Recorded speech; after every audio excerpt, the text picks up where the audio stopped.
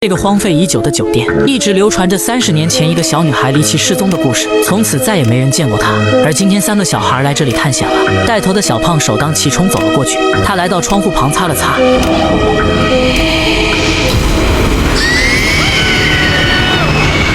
3人吓得拔腿就跑，而这只是屋里2个孩子的恶作剧。这一家人刚刚买下了这个恐怖的酒店。男孩名叫格里，今天是他转校过来的第1天，但他却死活打不开储物柜。就这样，女孩哈勃成为了他的死党。当他与同学们介绍自己的爸爸买下了特蒙特酒店时，同学们都惊讶不已，就连老师也跟着害怕了起来。因为很久以前有个女孩叫萨瓦纳，她就是在酒店里面离奇失踪的。同学们都说她家闹鬼。骑车回家时，她发现树林里有人在跑步。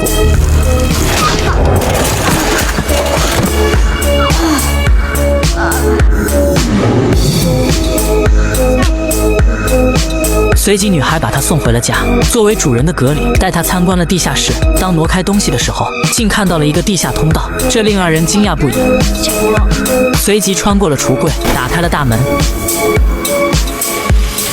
一条无边无际的通道出现在他们眼前，2人怀着激动的心情走了过去。当打开第2道大门时，发现这是一个避难所。格里感觉身后的防护服一直在动，过去一看，竟还有一道铁门。2人走了过去，发现有一个通往地面的楼梯。格里打开了出口，女孩率先走了出去。格里上来后，女孩告诉他好像被什么东西电了一下。接着他们看到了传说中的萨瓦纳，于是急忙追了上去。他们看到一群孩子在玩游戏，接着顺着萨瓦纳的方向走了过去。这时女孩愣住了，他们看到了辉煌时期的特蒙特酒店。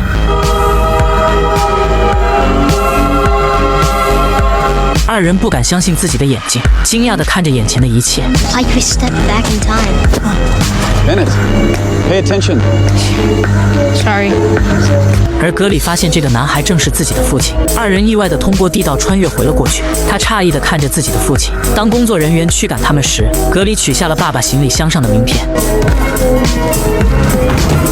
2人再一次回到了地堡，而此时哈勃的妈妈带着弟弟来找他了，但他们此时被困在了过去，手机也没有信号，这可把2人急坏了。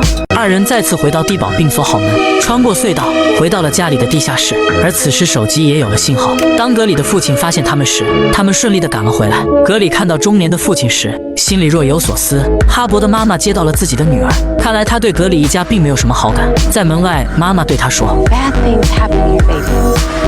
People get hurt. Innocent people. Now it's gone. They're gone.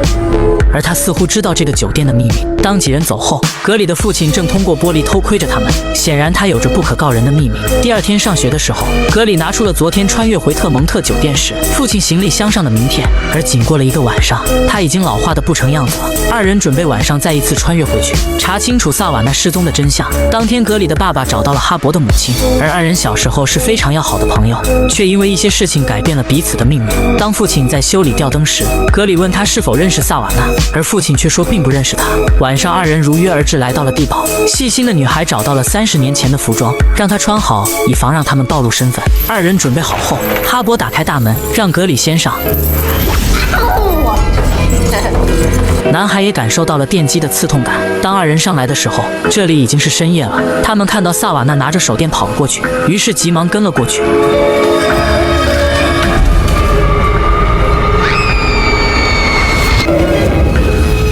这时，一个戴着假发的男孩走了出来，而他正是格里的爸爸。此时，2人出现在了他们身后，并谎称也是来这里参加夏令营的。接着，萨瓦纳从书包里拿出了血红色的颜料，几个捣蛋鬼把颜料倒入了温泉中，想把酒店的旅客们吓得半死。几个孩子们欣赏着自己的杰作。就这样，几人成了夏令营的好朋友。寒暄之后，并各自返回了房间。男孩诧异着回想着父亲的话，因为在修灯的时候，他还说并不认识萨瓦纳，显然他在隐藏着什么。当2人想回到地堡的时候，发现了一个牌子，而萨瓦纳正是在舞会当晚离奇失踪的，并且现在距离舞会的开始只有几天的时间了。2人想改变过去，解救萨瓦纳，并弄清楚为何父亲总是对此事闭口不谈的原因。2人通过地堡回到了格里家里，刚一进屋，妈妈就赶了出来。That you, Griffin? 吓得哈勃立刻藏了起来，问他在干嘛。格里说有点饿了，出来找点吃的，然后就回去睡了。而妈妈看到了他身后的幕布，随后走了过去。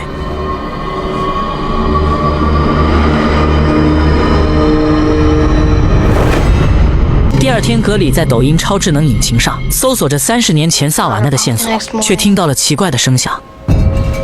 跑出来一看，又是弟弟妹妹的恶作剧。此时，奇怪的声音再次响起，原来是他们的父亲在砸墙。他找到了酒店的图纸，上面显示墙的里面有一个密室。这时，刺骨的阴风吹了进来，母亲随即把2个小孩带走了。而他们在墙后真的发现了一个密室。格里打开了桌子上的录音机，房间里顿时充满了儿童的歌声。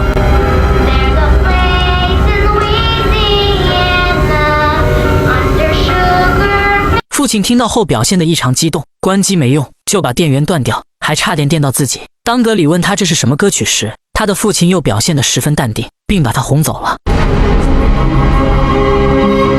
第二天，2人说了密室的事情，便换上30年前的衣服回到了过去。在路上，他们听到了密室磁带里的音乐。No Savannah or Ben. 接着，格里来找年轻时的父亲聊天了，他们互相嘲讽着自己的爸爸。而哈勃这时知道了萨瓦纳是被领养的孩子，一直没有人照顾他。这时，一个讨厌萨瓦纳的卷发妹走过来和哈勃聊天了。I'm Jessica, but everyone calls me Jess.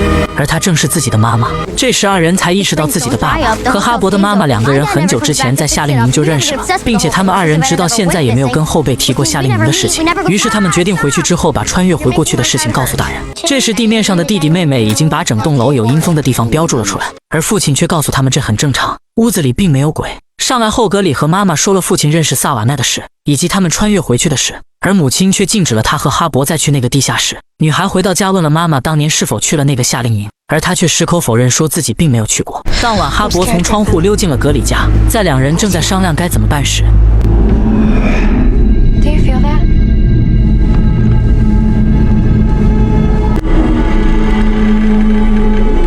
She's here.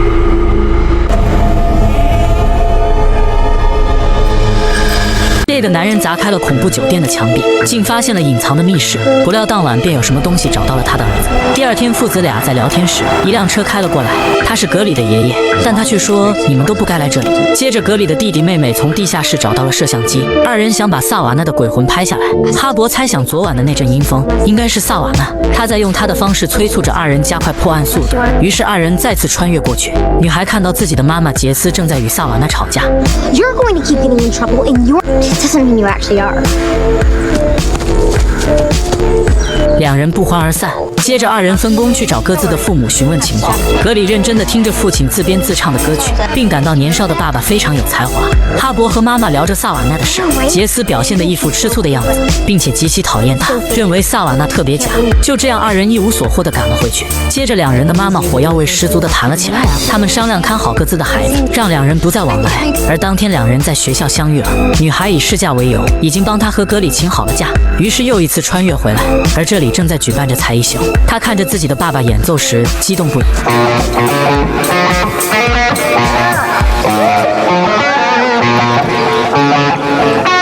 他的表演引发了全场的轰动。当他看到老爸生气的表情时，瞬间没了兴趣。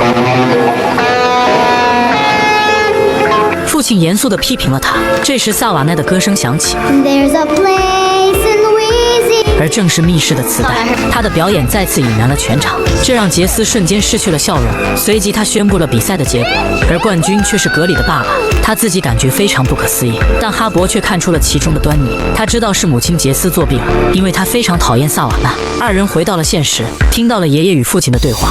此刻他似乎更理解爸爸儿时的处境了。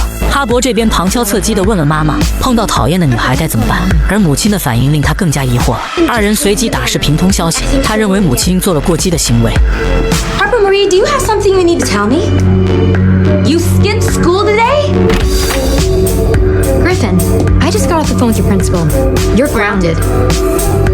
两人逃学的事情被发现，都被禁足出门了。而此时夏令营舞会即将开始，萨瓦内却不想参加了，而杰斯却说 This dance is going to be lame.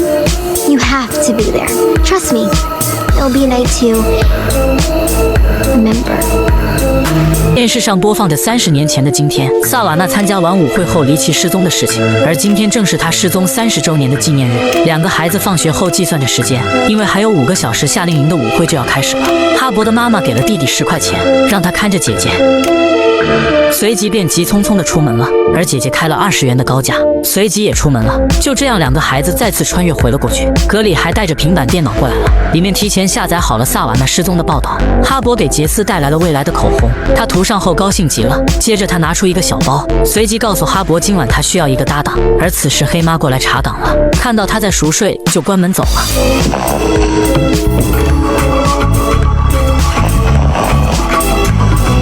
格里找到了书屋上的萨瓦纳，当他拿出平板的时候却没有电了，而他的父母也不忍心去打扰正在练琴的格里。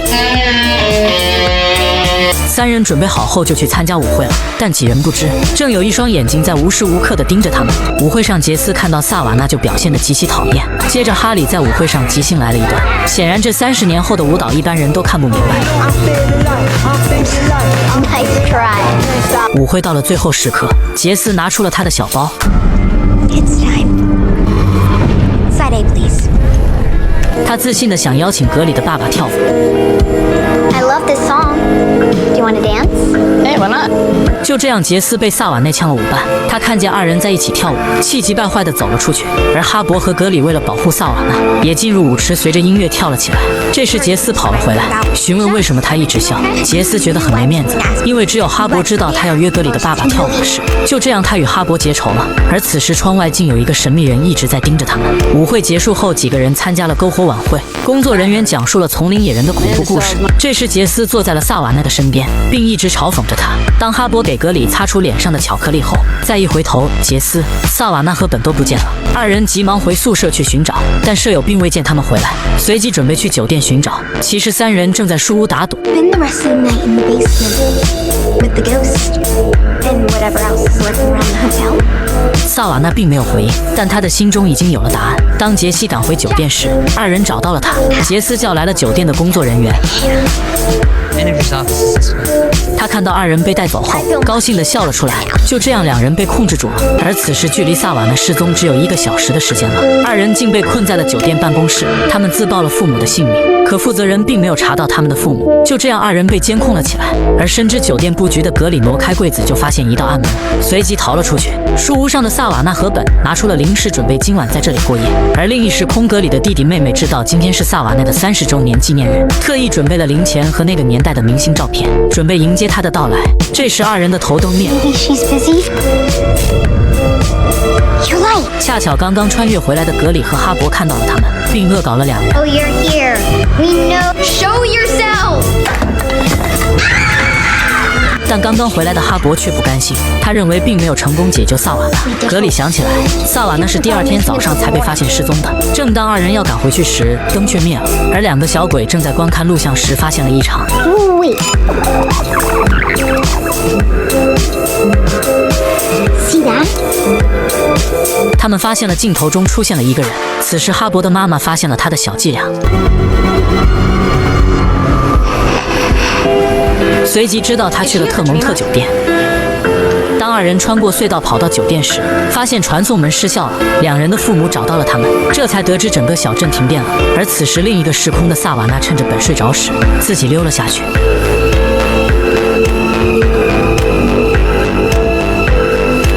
不服输的他独自来到了酒店的地下室。 Hello?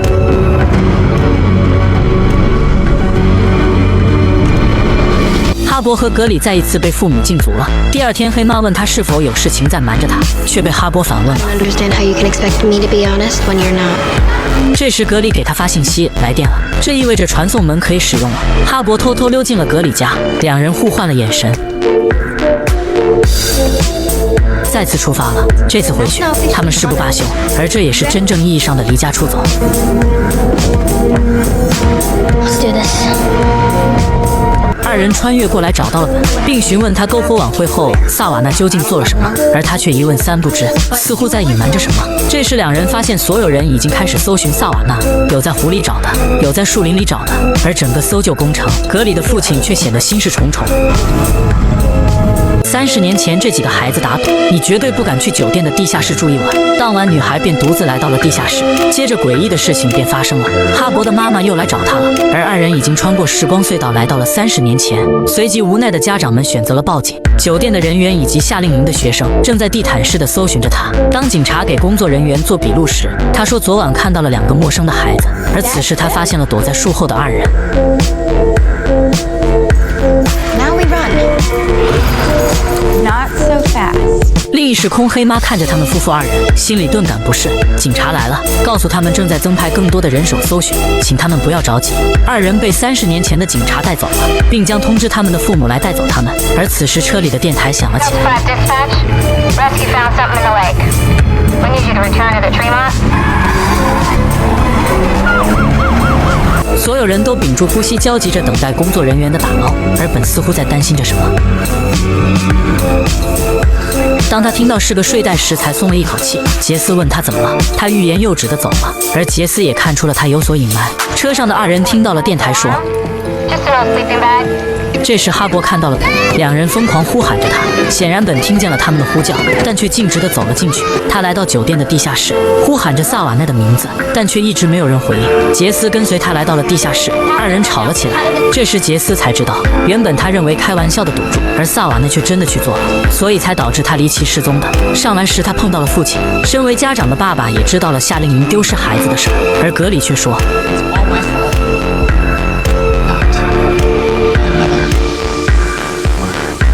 随即便拉着本走了。恰巧在警车上的2人看到了这一幕，2人胡乱猜疑起来，因为谁也不希望自己的父母是凶手。哈勃告诉警察要去上厕所，接着便让他去酒店里的厕所。 There's a bathroom inside the hotel. Come on. I need to go too. One at a time.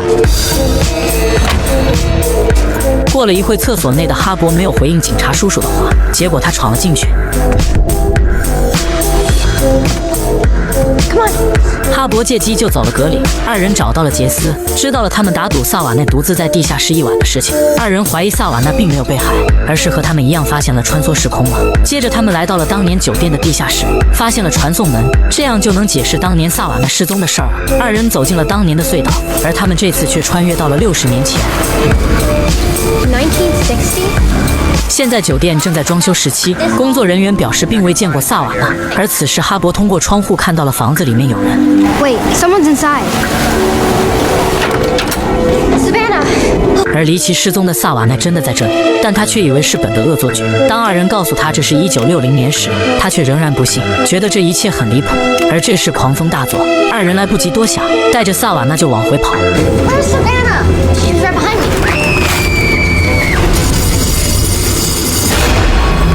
而传送门却被大树压死了，2人用尽力气仍无法打开大门。此时哈勃建议先回去查看1960年的新闻，然后另做打算。就这样，2人回到了30年前。他看到一个小黑孩正在帮杰斯拿行李，2人有说有笑的。而此时正常时空的父母通过警察的搜寻，找到了一个脚印。警犬通过哈勃的衣服，顺利找到了时空隧道的大门。当所有人都赶到时，此时2位母亲都收到了短信，2个家庭顺利找到了自己的孩子，而2个孩子却说去旅游了。这样家长才放下了心。回家的路上，哈勃一直搜索着1960年特蒙特酒店的消息。当下车时，他才发现母亲带他来了父亲的墓地。黑妈和他说了自己的恋爱史，正是那个拎大包的男孩。而2个孩子也体会到了母亲的不容易。第2天上学，哈勃通过老师的帮助，在图书馆里查找到了1960年大风暴的一些新闻，不料却在1962年的一张照片中真的发现了萨瓦奈的身影。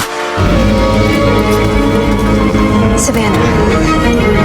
接着他与格里打电话说了这件事，而此时格里却告诉他要搬回芝加哥了，但哈勃执意要带他再穿越一次。男孩无奈只能挂断了电话，而他的弟弟妹妹却不想搬家，2个小家伙也想找到萨瓦纳。 Hey, we should go. The lovebirds probably need some alone time. 哈勃分析着他们似乎遗漏了什么，或许有什么办法可以控制年代树。随即他带哈勃走了出去。格里的爸爸和爱人说了当年的事，并流下了忏悔的眼泪。当时他发现萨瓦内去地下室了，于是也跟着过去陪他作伴。2人在里面讲着笑话来度过难熬的时间。然后2人听到一个声音，本便跑了上去。 It was all around us. I took off. 但萨瓦纳并没有离开，而是选择了留下。就这样，他消失了。二人来到了密室，发现了一个和地堡中一样的收音机，翻过来一看，竟发现了一组密码。刚要触摸时，他便疯狂地转动起来，显然这是一组密码。接着二人便来到了地堡，找到了里面的收音机，打开一看，真的有一组密码锁。当调整密码后，出现了一个按钮，而上方出现了一个窗口，上面写着1990。两人瞬间明白了这是时光传送机，接着便调整了1962年，因为萨瓦纳出现在了当年的一张照片上，但时光机并无反应。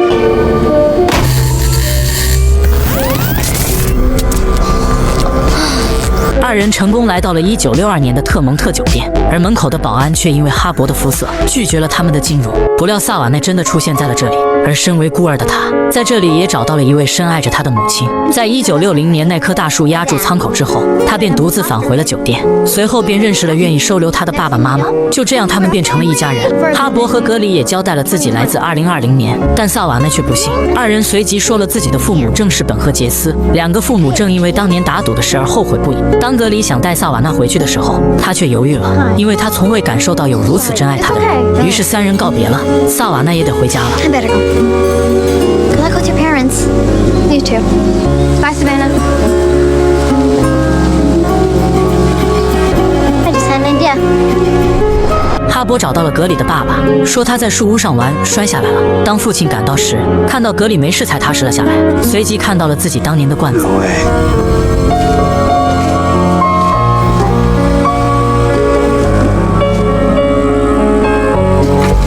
而里面有一封萨瓦奈给他的信。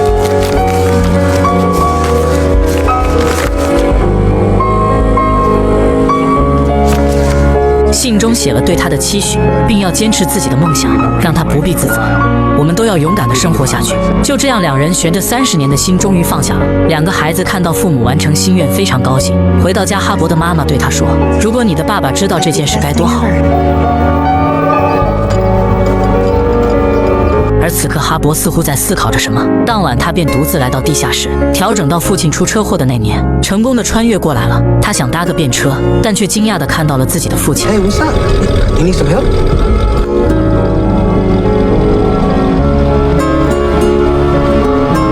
上车后，他便告诉父亲要走北京路。两人在车上聊着天。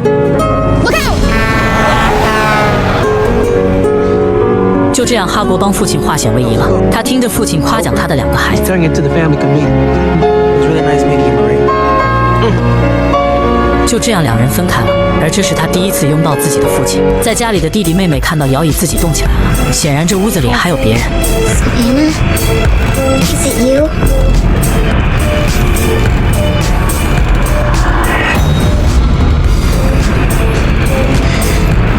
接着，哈勃找到了格里，并告诉他，在2011年他成功救下了自己将要出车祸的父亲。回到家，他再一次想起了自己的爸爸，也瞬间想起了小时候的事。原来父亲并不是因车祸去世的，而是为了救他在湖里淹死的。他难过至极，哭得撕心裂肺。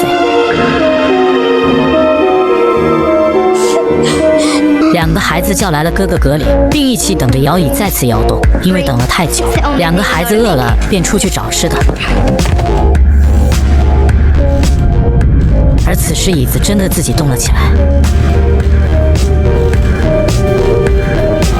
地上并出现了明显的脚印。格里随着脚印跟了上去，就这样一直走到了地下室，脚印消失了，而他却看到了哈勃。他与格里说了，父亲并非死于车祸，而是为了救他在湖中淹死的。这时脚印再次出现，哈勃看到脚印是湿的，他想起了父亲，脚印很有可能是自己爸爸。 Died in a lake. 萨瓦纳成功穿越过来了，格里看到他非常激动，他拿出了一张照片，并问道 Looks like you're not done time traveling either. 而照片中的女人正是他自己。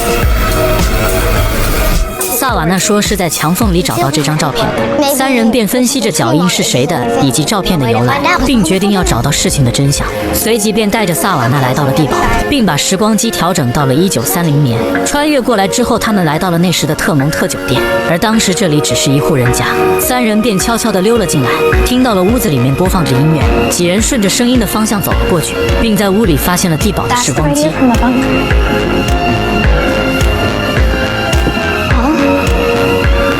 What do we do now? 这时，楼上发出了奇怪的声音。 Upstairs. 三人小心翼翼地走了过去，推开门，发现了一个男人正在摇椅上休息着。当男人回头时，几人吓得拔腿就跑。打开大门的时候，所有人都愣住了。